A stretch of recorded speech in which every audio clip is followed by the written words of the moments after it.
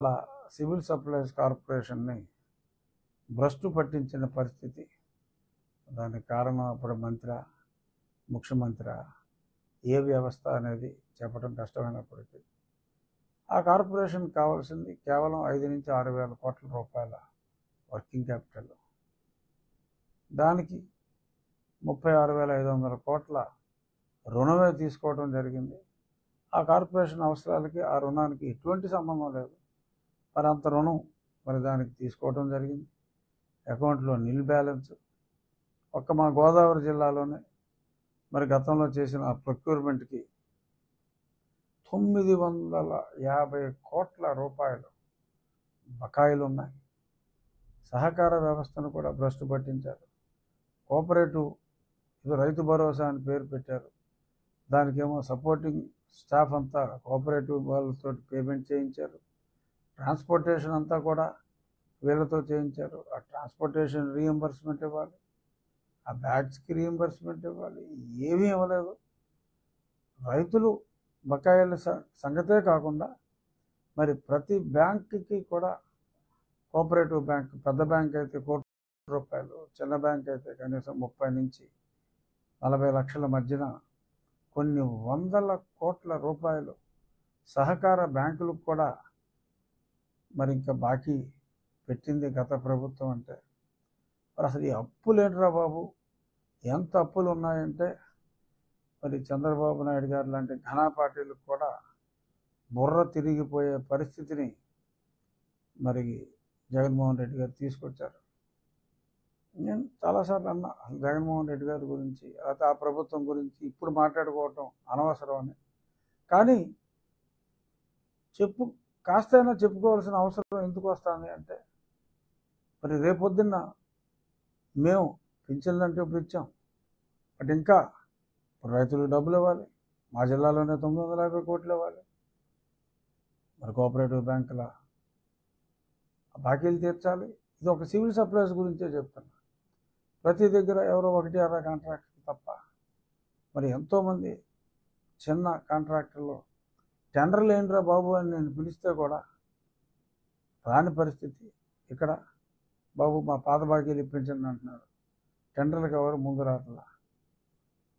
కొన్ని పనులు బ్రతిమాలి మాది గ్యారంటీ అనో, లేదంటే మేమే కొంత మొబిలైజేషన్ ఇచ్చాం బాబు అని చేయించుకోవాల్సిన పరిస్థితికి గత ప్రభుత్వం తీసుకెళ్ళింది.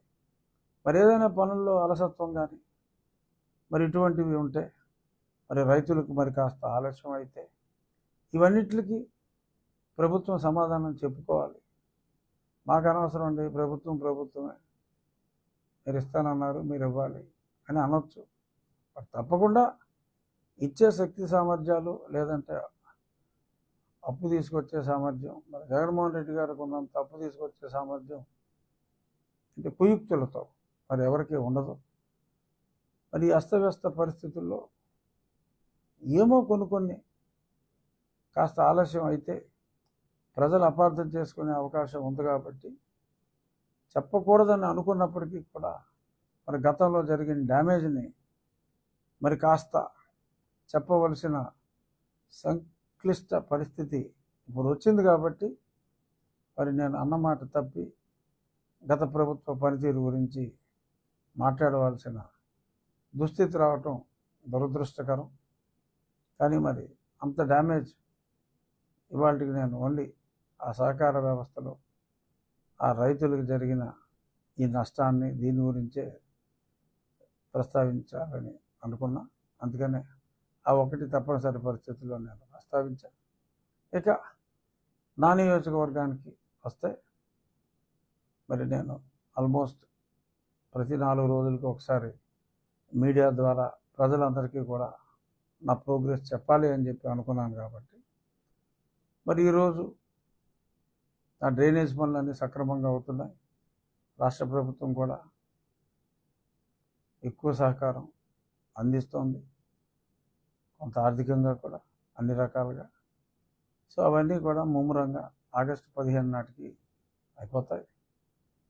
అలాగే మంచినీటికి కూడా యుద్ధ ప్రాతిపదికన కలెక్టర్ గారి సహకారంతో అందరూ కూడా RWS ఇంజనీర్స్ అందరూ కూడా చెప్పాలి అంటే వాయువేగంతో పనిచేస్తున్నారు, అవి అయిపోతాయి. ఇక ఈరోజు మరి మా జాయింట్ కలెక్టర్ గారితో హై స్కూల్స్ అన్నీ కూడా 52 స్కూల్స్ ఉన్నాయి ఆ ఉండి నియోజకవర్గంలో.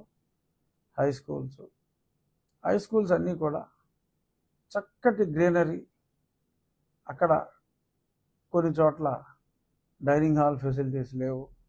ఆ లోకల్గా ఆ స్కూల్లో చదువుకున్న వారితో, వాళ్ళతోనే ఆర్థికంగా బాగా స్థిరపడిన వాళ్ళతో మాట్లాడి మరి ఈరోజు ఒక స్కూల్లో జేసీ గారు, డిఈఓ గారు, మేము అందరం వెళ్ళి ఆ స్కూల్కి అప్పటికప్పుడే ఆ దాతల సహకారంతో మరి సుమారు అట్లీస్ట్ ఒక 15 లక్షల రూపాయల వ్యయంతో కూడిన పనులకి ఆ ఊరు వాళ్ళు ఇంకొందరు ముందుకు వస్తే అక్కడ పనులన్నీ కూడా మళ్ళీ ఇదే ఆగస్టు 15 స్వాతంత్రం వచ్చే నాటికే కంప్లీట్ చేయాలని అనుకున్నాం. అలాగే మిగిలిన స్కూల్స్ అన్నిటికీ కూడా ఈరోజు రేపు ఆ ఊర్లో పెద్దలందరినీ కూడా కంటిన్యూస్గా మీటింగ్స్ పెట్టుకొని పర్యావరణాన్ని, ఆ మొక్కలన్నీ కూడా ఐడెంటిఫై చేసాం. చక్కటి వృక్షాలాగా ఎదిగి పూలు పోసే మొక్కలు మనం చాలా చోట్ల చూస్తాం. ఎల్లో పూలు, వంకాయ రంగు పూలు, తెల్ల పూలు, అలాగే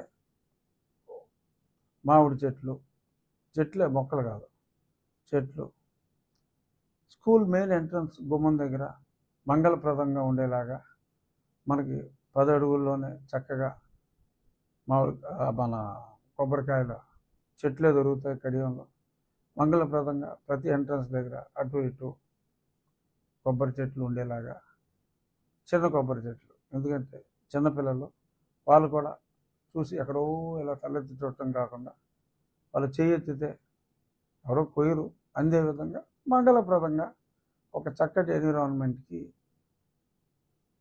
టేబుల్ టెన్నిస్ ఏమైనా రూములు ఖాళీగా ఉంటే అందులో టేబుల్ టెన్నిస్ లాంటి ఇండోర్ చెస్ టేబుల్స్ ఇవన్నీ కూడా క్రియేట్ చేసి చెస్ కూడా నేర్పించే విధంగా, ఎందుకంటే మానసికంగా బాగా అభివృద్ధి చెందాలంటే కొన్ని అక్కడ ఉన్న ఫెసిలిటీస్ బట్టి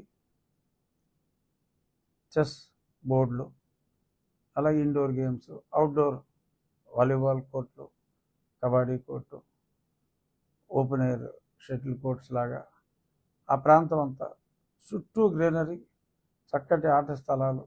ఈ ప్రభుత్వ పాఠశాలలు కూడా ప్రైవేట్ పాఠశాలల కన్నా, అంటే ప్రైవేట్ పాఠశాలల్లో పెద్ద స్థలాలు ఉండవు, కానీ ఎక్కడో